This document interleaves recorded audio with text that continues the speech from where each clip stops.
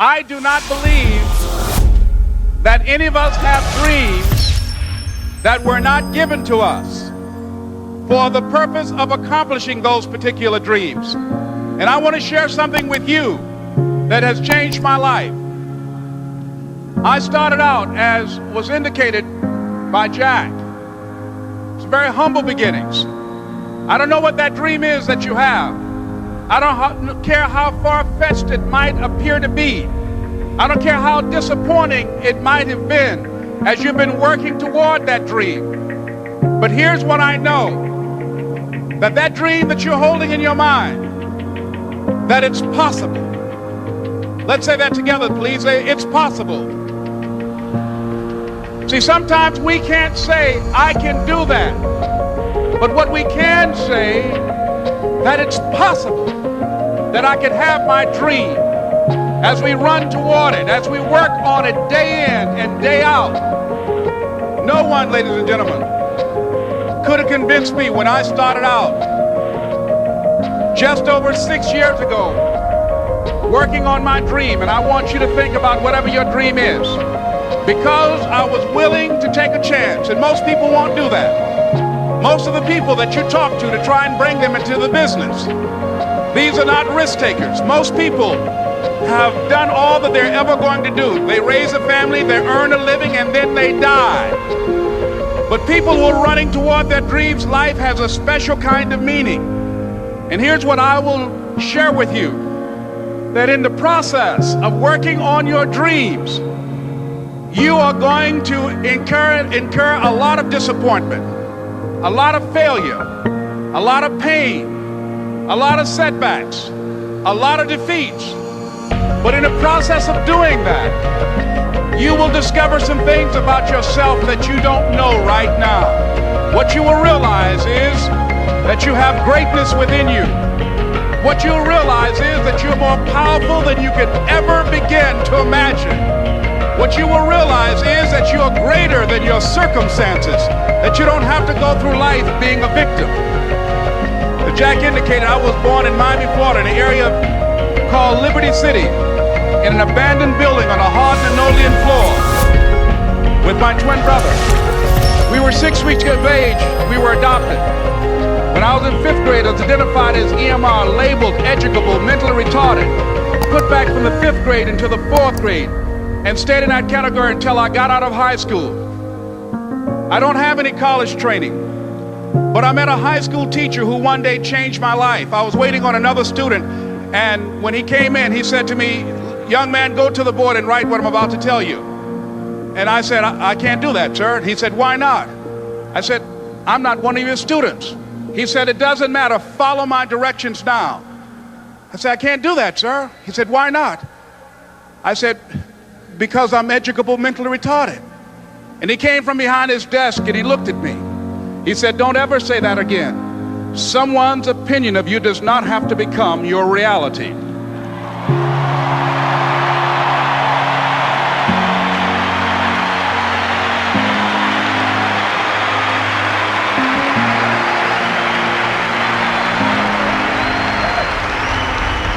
And that man, Mr. Leroy Washington, did something for me. He started planting seeds in my mind that enabled me to begin to dream, as Dexter has been doing for you.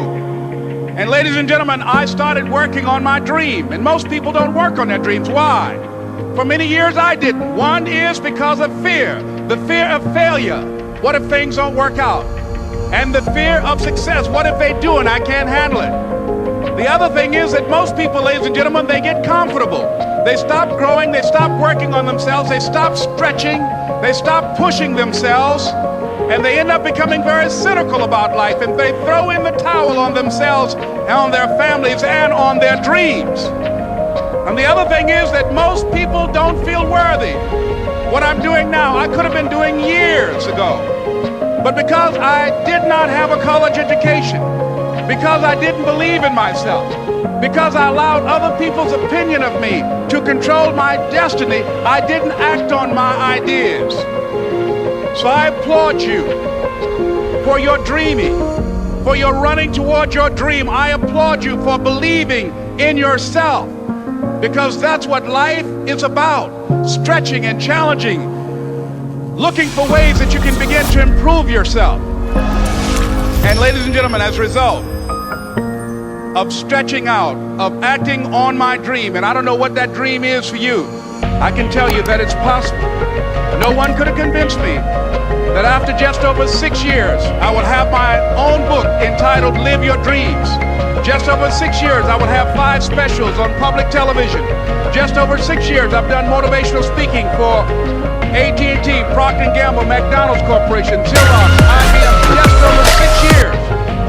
I will now have my own talk show that will premiere on Monday, Labor Day. I'm saying to you, your dream is possible.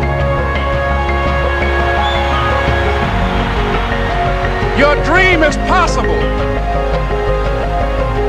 But not only is it important that you believe and begin to know that it's possible for you to live your dream as you run toward it, but I've done something that I want to share with you called Choosing Your Future. In fact, I've developed a set of tapes talking about how to begin to create your own reality by choosing your future.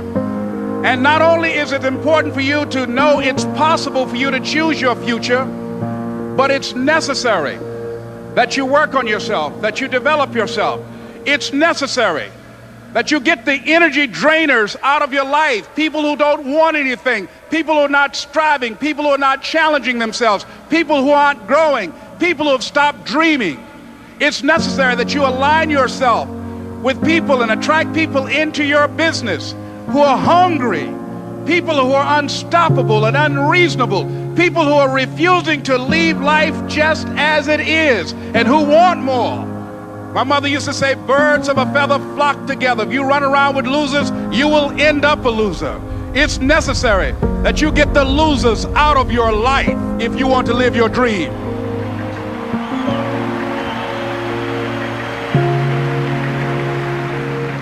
It's necessary to know that everybody won't see it, that everybody won't join you, that everybody won't have the vision. It's necessary to know that a lot of people like to complain, but they don't want to do anything about their situation, that you are an uncommon breed.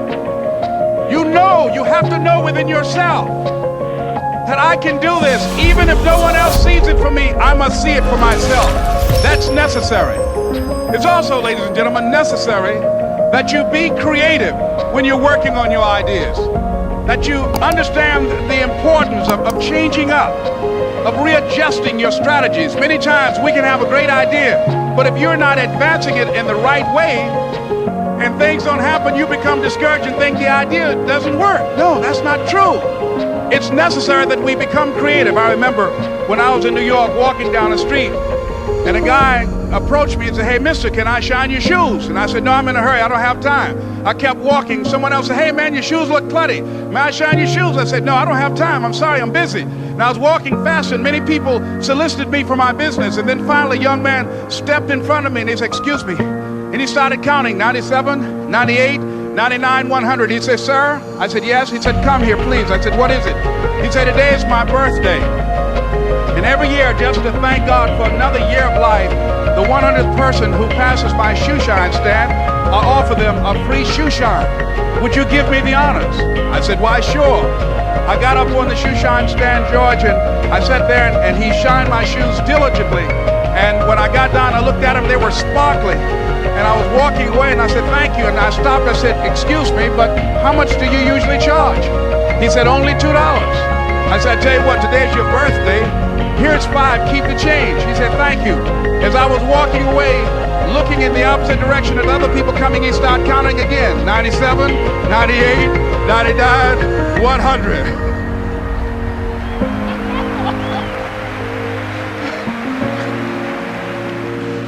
It's necessary that you be flexible, that you are always thinking of how can I improve this better. This is a customer-driven economy. It's necessary for you to always explore various ways in which you can improve the quality of service that you're providing for the people in your organization. I remember something a major company had talked about, the extra value service they were providing for their customers. And the lady who had the news conference summarized it this way. She said, it's not our intention to satisfy our customers or to please our customers. Our intention is to amaze them. It's necessary, if you're going to compete today, that you look for ways to amaze your customers.